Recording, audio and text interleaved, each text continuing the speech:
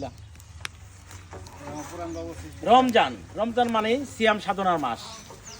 রমজান মানে একজনকে আরেকজন ভালোবাসার মাস, তাই না ভাই? ঠিক আছে। এখানে আমাদের মসজিদে মালিকান্দা বাইতুল্লাহ আমান জামে মসজিদ,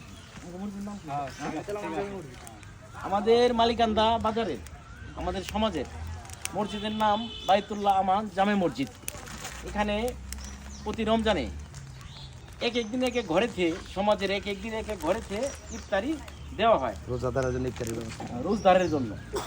তো আজকের আয়োজনটা একটু ভিন্ন। আজকে যুব সমাজ মানে যুবক পোলাপান যারা প্রবাসে থাকে, প্রবাসের অনুদানটাই বেশি। হ্যাঁ, প্রবাসী এবং এই এলাকার যে যুবক যারা আছে, ভাই ভাইস্তা পোলাপান যারা আছে, সবাই মিলে এই আজকা 2টা ডেকের আয়োজন করছে।